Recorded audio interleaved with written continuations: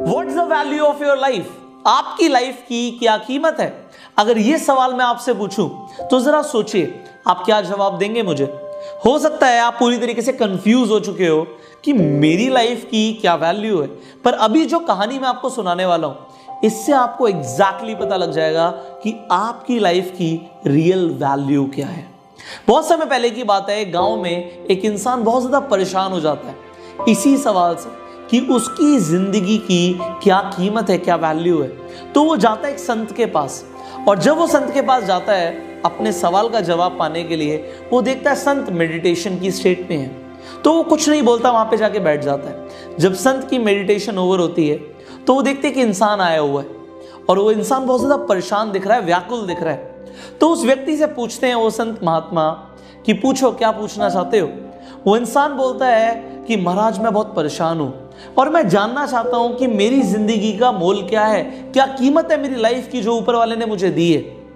तो संत मुस्कुराते हैं और उस व्यक्ति को अपने करीब बुलाते हैं और उसके हाथ में एक लाल कलर का बड़ा सा स्टोन दे देते हैं और उससे बोलते हैं तुम इस पत्थर को बाजार में लेकर जाओ और इसे बेचने की कोशिश करना, बेचना मत, सिर्फ कीमत पता कर आना।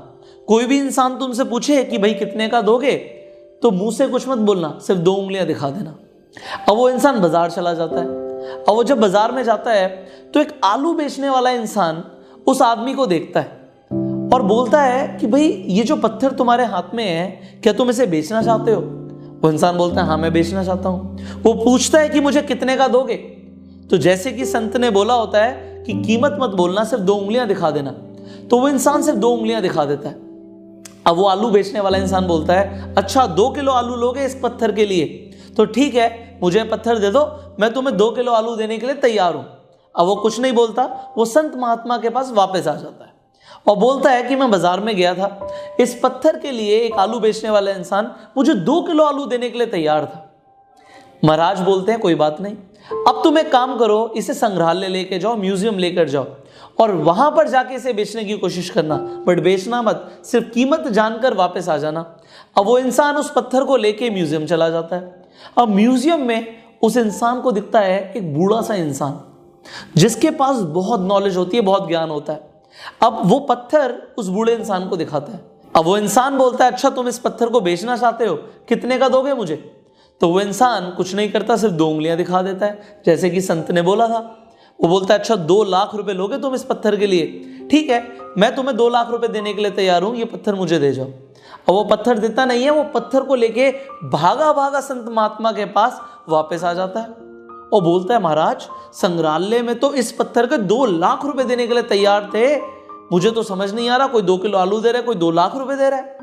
वो कहते हैं कोई बात नहीं, अब तुम शहर जाओ और शहर में जो सबसे बड़ा ज्वेलर हो, जो सबसे बड़ा सुनार हो, उसके पास इस पत्थर को लेकर जाना, बेचना मत, बस कीमत पता करके वापस आ जाना।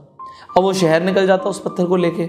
अब जब वो उस ज्वेलर की दुकान पर पहुंचता है, वो ज्वेलर उस पत्थर की तरफ देखता है और उसकी आंखें फटी की फटी रह जाती हैं कि मानो उसने पता नहीं क्या देख लिया।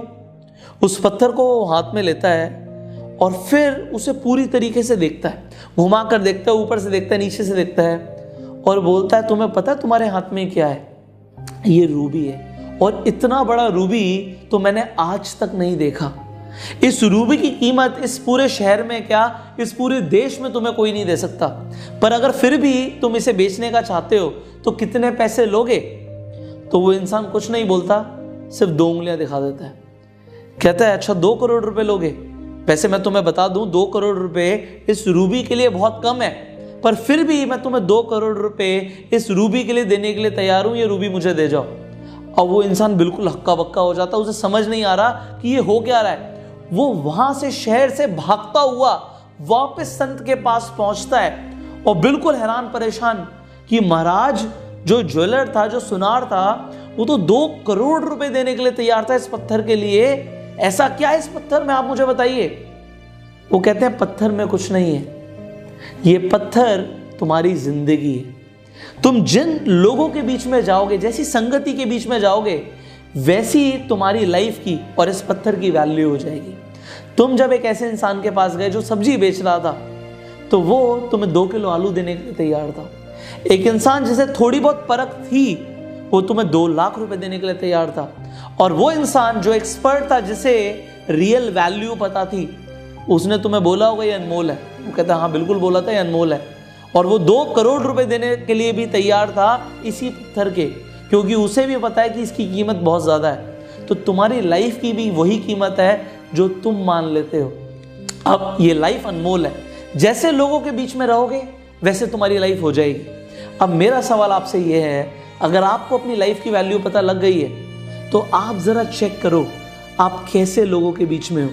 ऐसे लोगों के बीच में जो आपकी लाइफ की वैल्यू को जानते हैं और आपकी कदर करते हैं, या ऐसे लोगों के बीच में जिनके बीच में आप ग्रो नहीं हो रहे, जो आपकी लाइफ की वैल्यू को समझ ही नहीं पा रहे।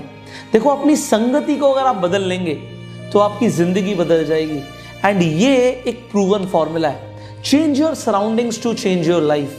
कि आप आज से अपने सराउंडिंग्स को, जिन लोगों के बीच में आप रहते हो, उन्हें बदलने के लिए तैयार हो। अगर वो लोग नेगेटिव हैं तो क्या आप पॉजिटिव एनवायरनमेंट में जाने के लिए रेडी हो?